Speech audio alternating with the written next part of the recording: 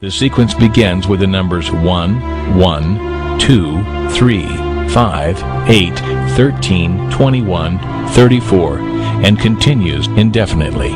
Each number is obtained by adding the last two digits together.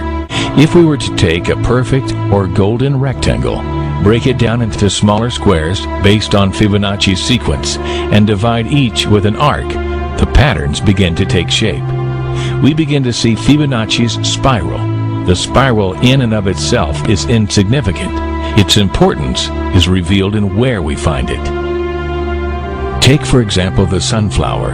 The display of its florets are in perfect spirals of 55, 34, and 21, the sequence of Fibonacci. The fruitlets of the pineapple create the same spiral based on the sequence. The pine cone does the same. As currents move through the ocean and the tide rolls onto the shore, the waves that bring in the tide curve into a spiral that can be mathematically diagrammed onto a plot at the points 1, 1, 2, 3, 5, 8, 13, 21, 34, and 55. Buds on trees, sand dollars, starfish, petals on flowers, and especially the nautilus shell are formed with this exact same blueprint. With each segment of growth, the nautilus adds to itself one more value on Fibonacci's scale. This blueprint can be seen around us on a small scale every day, but the greatest example of all is directly above our heads. At an average of 100,000 light years across, even the spiral of the galaxies above us are formed with the exact design that the tiny shell is formed. This sequence or blueprint appears to be the trademark of a designer, a proof of a creator.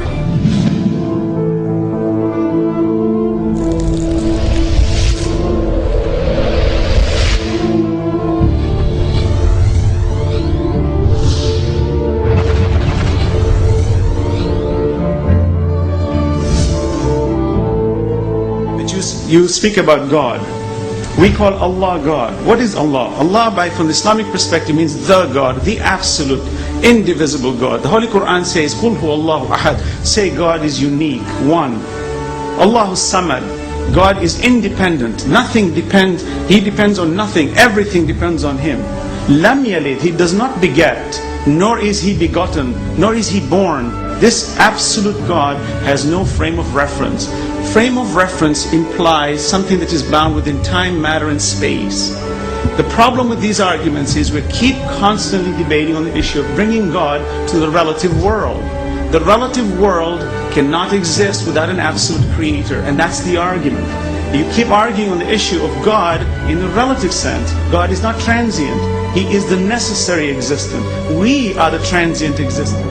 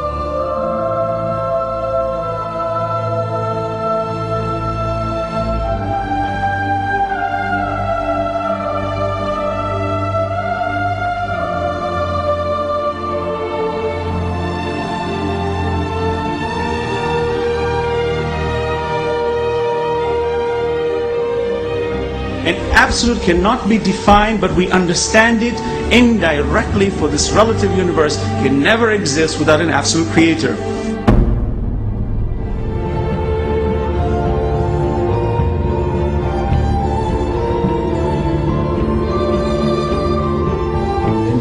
Prophet Muhammad is made to say, قُلْ هُوَ اللَّهُ أَحَدٌ. Say, He is God, the one and only.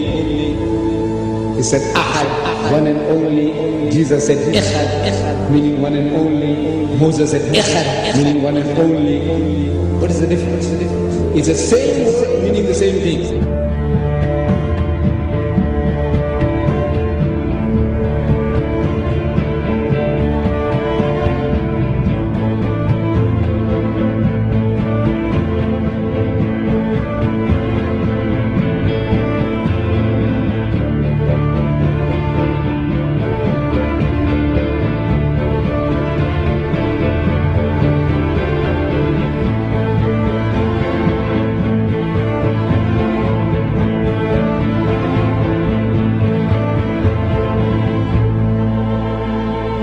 Muhammad could not have known these facts about human development in the 7th century because most of them were not discovered until the 20th century. Muslims and others are justified in concluding that these facts could only have been revealed to Muhammad by the one who knows all about us, not only about how we developed, but how we live and function. The unity of these three faiths consists in the unity of God. You see, in the fundamentals of the teachings of Moses, Jesus, and Muhammad,